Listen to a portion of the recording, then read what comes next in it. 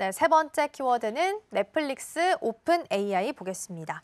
넷플릭스가 최근 오픈 AI랑 같이 손을 잡고 감정 기반 탐색 서비스를 시작한다라는 보도가 나오게 됐습니다. 호주와 뉴질랜드에서 가장 먼저 시작을 한다라고 하고요. 이제 전 세계로 확대되게 될 텐데 일단 어떤 서비스인지 그리고 이 서비스가 갖는 의미는 어떤 것들인지 여기서부터 출발해 보겠습니다. 사실은 이게 정확하게 이제 제가 사용을 안 해봐가지고 잘 모르겠는데 이런 것 같아요. 그러니까 오픈 AI의 검색 기반의 이제 상황이나 기분이나 감정의 검색 기능 같은 약간 이런 느낌입니다. 예를 들면 이런 거죠. 뭐 우리가 그동안은 만약에 어떤 드라마를 보고 싶은 드라마 제목을 치거나 이제 그렇게 해야 되는 그런 건데 사실 약간 지금도 약간 이런 건 비슷하게 합니다. 그러니까 비슷한 드라마를 한꺼번에 묶어주거나 약간 이런 사용자들의 어떤 알고리즘을 묶어서 이제 보여주는 약간 이런 건 있는데 이제 그렇게 아예 하는 것이 아니라 기분이 약간 자기 우울할 때 듣는 음악이라든가 이런 카테고리 같은 음악들이 있었거든요. 음악이나 이런 것들을 보면 이제 이런 것들이 아닌가라는 생각이 듭니다. 그래서 기분이 나쁠 때 기분이 좋아지는 드라마를 보여줘라거나 그다음에 뭐 뇌를 많이 안 써도 되는 예능, 이거 맞는지 잘 모르겠지만 이런 예능을 보여줘. 이런 것들을 이제 보여주는 겁니다. 그렇게 많이 자기한테 맞는 이분이 자주 보는 것들 알고리즘을 데이터를 써서 이 부분을 바탕으로 해서 이제 상황에 맞게 감정 기반을 검색해서 보여주는 거고요. 이 부분이 이제 시작이 된 건 이제 호주와 뉴질랜드에서 이제 그 아이폰을 쓰는 분들 유저 대상으로 이제 베타 테스트를 지금 하고 있는 중입니다. 그래서 향후에는 미국을 포함해서 전 세계로 확대되는 게 아닌가라는 생각이 들고요. 오픈 AI와 함께 이제 하고 있습니다. 그래서 요 하는 거고 약간 여러 가지 의미가 있겠지만 콘텐츠 탐색 방식의 혁신이라고 할 수 있을 거예요. 그동안은 장르라든가 배우라든가 이런 방식으로 많이 됐었는데 이런 것이 아니라 사실은 이제 어떤 기분이나 감정이나 그 사람의 어떤 알고리즘을 복합적으로 해서 이제 맞춤형으로 이제 검색을 해주는 게 아닌가라는 생각이 들고 정확하게 이렇게 맞춰서 이제 데이터를 바탕으로 해서 주는 게 때문에 정확하게 이 사람의 기분에 맞게 그때 맞게 맞는 콘텐츠를 제공하는 방식이라 보다 좀 정확하게 많은 것들을 제공해 줄 수 있지 않을까라는 생각이 들고요.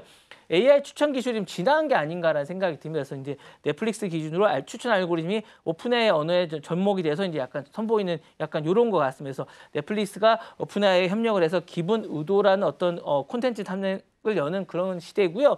이는 향후에 OTT의 어떤 경험 기준을 바꿀 새로운 게임 체인저가 아닌가라는 생각이 듭니다. 그래서 이게 이제 여러 가지 의미로가 많이 있겠지만 콘텐츠 탐색에서 새로운 어떤 검색에 제시를 하는 게 아닌가라는 생각이 들면서 감정의 흐름에 맞춘 어떤 큐레이션이 탐색 피로도를 약간 그동안에 뭘 볼까라는 게 사실 선택에서 엄청난 피로였거든요.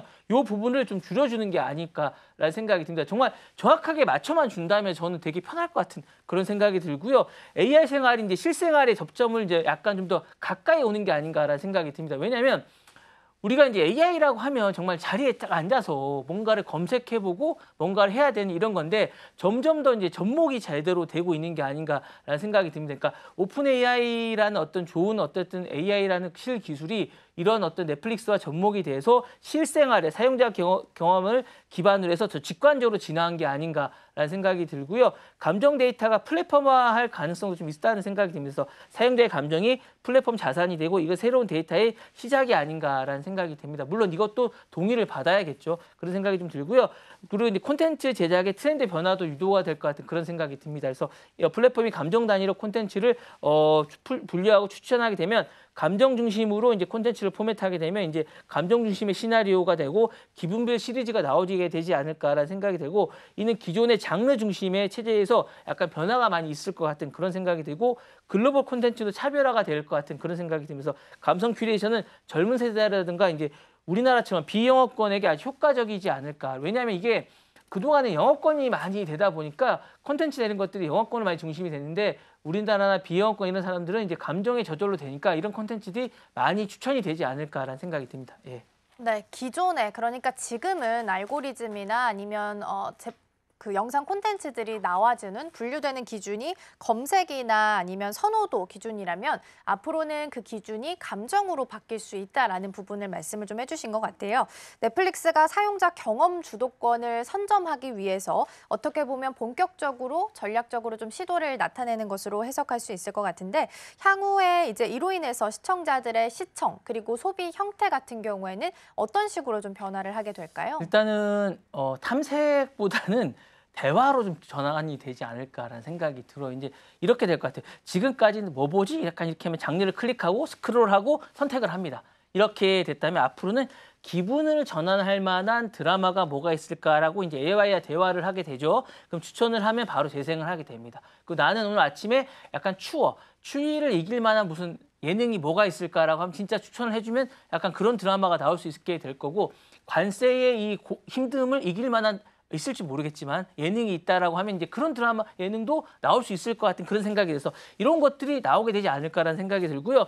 문장 기반의 어떤 심리 상태를 입력하면 콘텐츠 추천에는 정서적 연결고리가 이제 나오지 않을까라는 생각이 들어서 훨씬 더 좀 많은 분들에게 좋은 콘텐츠가 제공되고 적절하게 아주 맞춤형이 나올 것 같은 그런 생각의 소비 패턴이 나올 것 같아서 훨씬 더 많이 이용하게 되지 않을까라는 생각이 듭니다. 그래서 감정이 콘텐츠를 소비를 이끄는 시대가 본격적으로 나왔다라고 생각이 듭니다. 그래서 기존에는 이 장르를 좋아하니까 또 본다는 습관에 대한 어떤 것들이 소비가 됐다면 앞으로는 내가 내 기분에 맞는 콘텐츠를 상황에 맞게 소비하는 이런 시대가 되기 때문에 넷플릭스의 콘텐츠 전략은 예고편이나 편집 방식도 변화가 있지 않을까라는 생각이 들고요.